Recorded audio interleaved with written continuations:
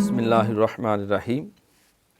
26ویں سبق کے تیسرے سیگمنٹ میں تجوید و قرات کے اصول و ضوابط کی ہم دہرائی کر رہے ہیں، تو اس میں آج صفات لازمہ اس کی دہرائی ہم کریں گے۔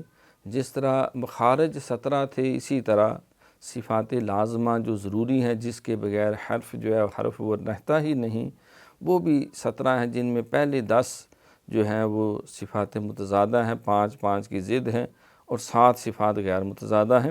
پہلی صفت ہے ہمس میں نے پستی اور ذوف، یعنی اس کے ادا کرتے وقت آواز مخرج میں ایسی پستی کے ساتھ ٹھہرتی ہے کہ سانس جاری رہتا ہے، اور اس کا مجموعہ ہے فحثہ شخص سکت، جیسے فا ہے اف اف اف، اس کی ضد جو ہے جہر ہے، بلندی قوت۔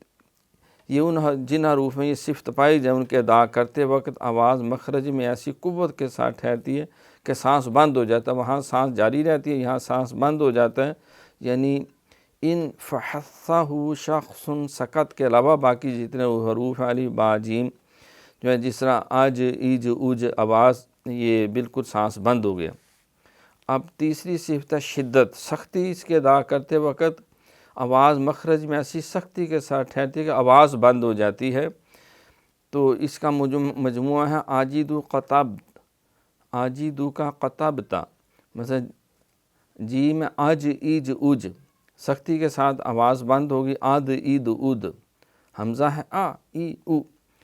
تو اس کے بعد اس کے توسط ہے، 5 حروف ایسے ہیں جن میں کچھ شدت ہے، کچھ اس کی ضد رخاوت ہے۔ یہ لن عمر اس کا مجموعہ ہے، ال ال ان ان ان، تو اس میں کچھ شدت ہے اور کچھ رخاوت بھی ہے۔ تو چوتھی صفت اصل میں ہے رخاوت، نرمی، اس کے ادا کرتے وقت آواز مخرج میں ایسی نرمی کے ساتھ ٹھہرتی ہے کہ آواز جو ہے وہ جاری رہتی ہے۔ تو وہ حروف شدیدہ جو ہے آجیدو کا قطب تا اور لن عمر، ان کو چھوڑ کر باقی جتنے حروف ہیں وہ سارے حروف رخوہ ہیں، رخاوت والے، جس میں نرمی سے اس طرح وہاں مخرج میں آواز ٹھہرتی ہے کہ آواز جو ہے وہ جاری رہتی۔ 5ویں صفت ہے استعلاء، استعلاء اوپر کی جانب اٹھنا، یعنی ان حروف کو ادا کرتے وقت جو ہے زبان کی جڑ اوپر تالو کی طرف اٹھتی ہے، اس کا مجموعہ خص صدق قز، خا صاد ضاد غین طا قاف ظا۔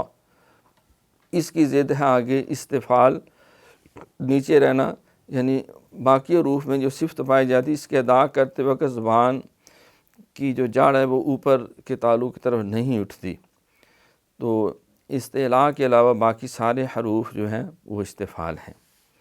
7ویں صفت ہے اطباق، لپٹنا، اچھی طرح مل جانا، اس کے ادا کرتے وقت زبان کا اکثر حصہ اوپر کے تالو سے لپٹ جاتا ہے، جیسے طا ظا صاد ضاد۔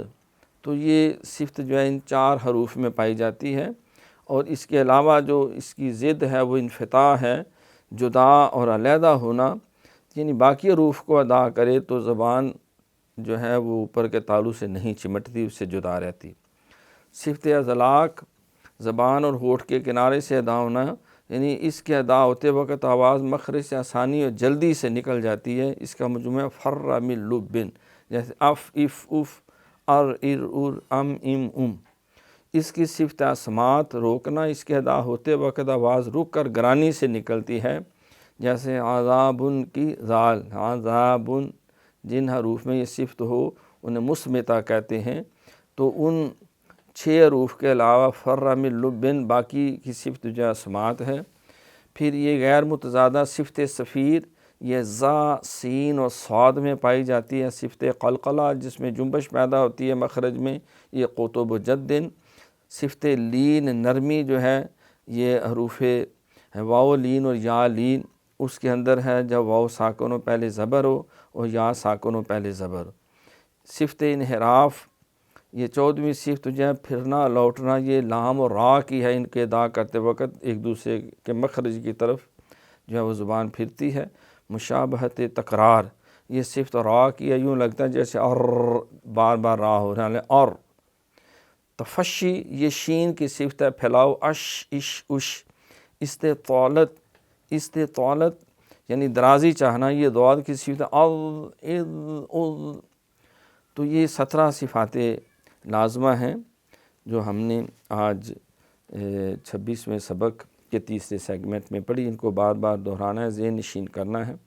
اب ہم آج 26ویں سبق کے آخری سے یعنی قرآن پاک کی آخری 30ویں پارے کی چھوٹی صورتوں کی طرف چلتے ہیں.